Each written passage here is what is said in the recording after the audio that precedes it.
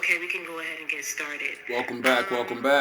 So I wanted to go ahead and get back on the live today. I know that it's been a while since I've done a live.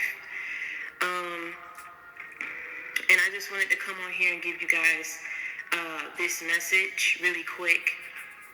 Hey, Brandon.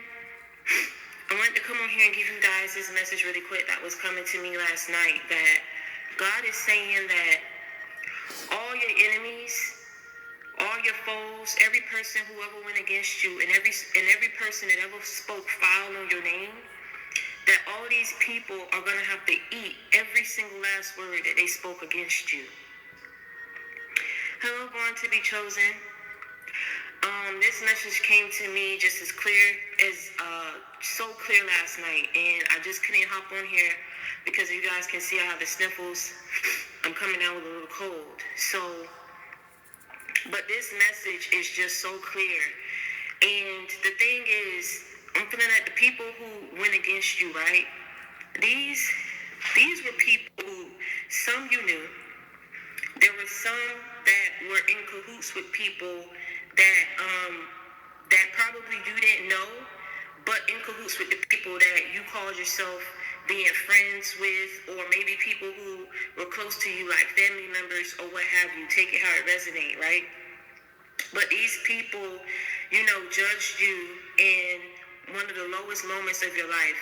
I'm feeling that whatever it is that you was going through, only you know how you was looking, what you was going through, right? And these people judged you. These people spoke very foul on you. Like whatever it is that they were saying about you, they prejudged you, right? Didn't give you a chance, or didn't think that you were going to bounce back. Didn't think that you were going to amount to anything, right? These people kept running. And I'm feeling that while they were running, they kept running and they kept laughing. They kept running and they kept laughing. They kept running and they kept laughing. And they kept running and they kept laughing. These people, didn't have anything there was nothing to stop these people, to convict their spirit that what they were doing was wrong, right? So while they were out there running and talking and ripping and running the streets and running your name through the mud, they didn't have no conviction over the mess and the foolishness that they were saying about you. These friends who maybe you stopped being friends with, who spreaded your secrets, right? Spreaded it to people as a means of mockery, to mock you, to joke you, because they thought that they were better. A lot of these people who went against you, a lot of these people who spoke foul on you, thought that they were better. They thought that they were winning. And instead of just being a friend to you, instead of just understanding your freaking situation, man, some of y'all, I'm hot right now because I know what I went through, but I'm feeling that what y'all went through, man, and some of y'all that y'all tell me, it's like, why would these people laugh at you? Why would they think that what you was going through was so funny? They were ignorant. We're not even about to sit up here and try to explain it or understand it, but let me tell you something. They was ripping and they was running, they was ripping and they was running, they was ripping and they was running and they was laughing till God stopped them dead in their tracks and said, no. You gonna have to answer for every foul thing you spoke on my divine being. Do you hear me? Because number one, you didn't have no reason to say it. Number two, they never gave you no reason to say it. 111, as I'm saying this right now, 111 people right now that was just said that. It went down to 107, but it was just that 111. Went back to 111. Thank you, Maria, baby, for that donation. Thank you, Maria. I'm speaking the facts. I tell you, I can't make this up. If I'm lying, I'm not even going to take it there. Listen, let me know that what I'm saying is right if it resonates with you. Get these likes up, man. Get these likes up. I'm telling you, they kept ripping, man. They kept running. Because they thought they was winning. They thought they was better than you. Right? You was never in competition with these people, but it's like they took pride in your downfalls and your shortcomings, because that was a moment that they could use ammunition or whatever to rub in your face, add salt to a wound, that, oh, look, you see what I always been saying? You see how so-and-so da-da-da-da-da-da? You see what I was saying, how it was right? Todd was this. Look how they looking. He, ha, ha, ha. Till God stopped him and said, no, you're going to have to answer for every foul thing that you spoke on him. And let me tell you something, man.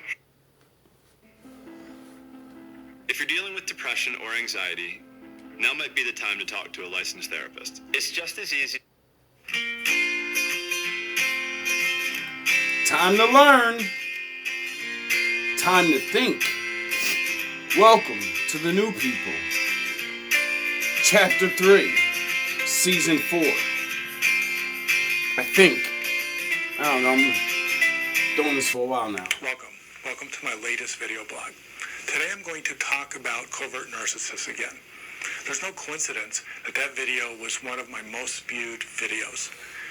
There is something about See, we come from a world where we don't use these really big words. And I learned what these words mean and relate them back to the people that don't use these narcissist and psychological analyzation and all these words. We may not know exactly what it means. A narcissist is a hater. A person that is just a hater. They don't have to be. They're only a hater because they won't work on themselves. Narcissism and how upsetting it is for those who learn about it for the first time. But more than that is to realize that there has been or there is a covert narcissist in your life. They are the worst type of narcissist. Did you know, because we don't know a lot of things, we don't get taught what narcissism and haterism and all these things are, we grow into it. So if your father and your mom's a narcissistic, hating-ass racist, then more than likely you're going to grow up like that. Because that's what you see, so that's what you become. So I don't blame you for hating me. The absolute worst. Think about it. Covert narcissists thrive by pretending to be something they are not. Altruistic, kind, empathetic, connective. They pretend to be codependents. And as I explained in detail in my YouTube video on covert narcissism, they get what they need out of life by creating this false self, this facade that gets them the money, the respect, but all at the same time. See, if you watch enough of my videos, you'll think I'm a narcissist. You'll think I have multiple personality syndrome and blah, blah, blah. No. This is what happens when you face narcissists your whole life and you figure out the only way I can combat them is to confuse them. I have to make them believe what they're doing to me is working. So that's why I go crazy and shit and get real angry and rah, they're doing this to me. Because it makes them think they're winning. And then our next video, I'm happy and I'm praising the Lord and I'm like, yo, oh yeah, by the way, something really good happened to me. Because I'm not really angry. They're in these relationships. I'm fooling them. They're hurting people. They're watching. Behaving pathologically narcissistic behind the scenes. But what I want to talk about today is what to do when you find yourself in a relationship with a covert narcissist. It is, most of all, first and foremost, disturbing because you have bought into the image, the persona of the kind, benevolent, giving person. And don't we all want to believe that the person who we're in a friendship with, the person who's our therapist, our rabbi, our doctor, our husband, wife, don't we want to believe that the kindness is true? That they really care about us and that the empathy is not BS. But when that facade comes crumbling down, it leaves us with a gaping hole of wonder. What the hell happened to us? How could we have been so foolish? The first thing I want to say to all of my YouTube viewers, if you are a victim of a covert narcissist, please don't be so hard on yourself. They thrive on being able to fool. They thrive on being able to deceive. Not because... This is why I call it the Jedi versus the Sith. See, if you watch Star Wars, you'll learn about Darth Vader. And Darth Vader was a Jedi. and he became the greatest fucking bad guy ever because he got tricked in his mind. He was the chosen one. He was the greatest good guy ever. And he got tricked by the smartest bad guy ever. Because they're sociopaths or liars, but because they can't get what they want if the world knows who they really are. They're too lazy to work. So my advice is don't beat yourself up. And I ain't talking about work. My clients and those who come to my seminars or watch my videos is that in self-love deficit disorder, or a new name for codependency, is that the narcissists thrive and survive on our bad self-esteem. So the worst thing you can do when you uncover a covert narcissist is to beat yourself up and to think that you were stupid, and you fell for it, and to just ridicule and drag yourself across the coals. You are just one of many victims of this person. They've been doing this since they was kids. The second thing I recommend is to calm down. When you uncover the covert narcissist's real motives, and you finally understand that what you see is not what really is, if you uncover it and you bring it to light, especially in public, they have everything to gain by making you look bad, making you look irrational, by making you look mentally ill, or just to intimidate you and berate you until you actually wow out, recoil, and admit to them that you were wrong. So let me repeat it, is to not call them out, especially in public, because there's too much at stake for them. They'll go to fucking lose ape shit. That, they'll bring up shit that you're looking at them like, what are you doing? That like group of people, that job, that supply them not only their narcissistic riches or narcissistic rewards, but sometimes their job.